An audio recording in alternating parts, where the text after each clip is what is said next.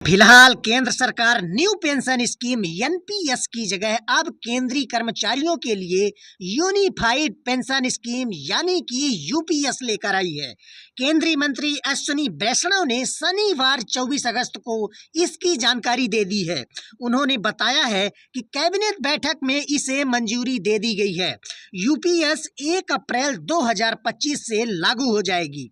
UPS से 23 लाख केंद्रीय कर्मचारियों को फायदा होगा। केंद्र कर्मचारियों के पास यूपीएस या एनपीएस में से कोई भी पेंशन स्कीम चुनने का ऑप्शन रहेगा। राज्य सरकार चाहे तो वो भी इसे अपना सकती है। अगर राज्य के कर्मचारी शामिल होते हैं तो करीब 90 लाख कर्मचारियों को इससे फायदा होगा। इस योजना के न्यू पेंशन स्कीम और ओल्ड पेंशन स्कीम से किस तरह अलग होने के सवाल पर टीवी शोभनाथन ने जवाब दिया है कि यूपीएस पूरी तरह कंट्रीब्यूटरी फंडेड स्कीम है, मतलब इससे भी कर्मचारियों को एनपीएस की तरह 10% कंट्रीब्यूट करना पड़ेगा, जबकि old pension scheme unfunded contributionary scheme थी। इससे कर्मचारियों को किसी भी तरह का कंट्रीब्यूशन नहीं करना होता था, लेकिन एनपीएस की तरह हमने इसे बाजार के भरोसे न छोड़कर फिक्स पेंशन की अथॉरिटी दे दी है।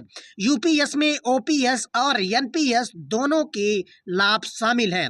न्यू पेंशन स्कीम में कर्मचारियों को अपनी बेसिक सैलरी का 10% हिस्सा कंट्रीब्यूट करना होता है और सरकार 14% देती है। अब सरकार अपनी तरफ से कर्मचारी को बेसिक सैलरी का 18.5% कंट्रीब्यूट करेगी।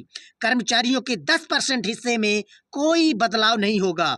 टीवी शोभनाथन ने बताया है कि एनपीएस के तहत 2004 में अब तक रिटायर हो चुके और अब से मार्च 2025 तक रिटायर होने वाले कर्मचारियों को भी इसका लाभ मिलेगा। जो पैसा उन्हें पहले मिल चुका है या वो फंड से निकाल चुके हैं, उससे एडजस्ट करने के बाद भुगतान किया जाएगा। सरकार की तरफ से कंट्रीब्यूशन 14% से बढ़ाकर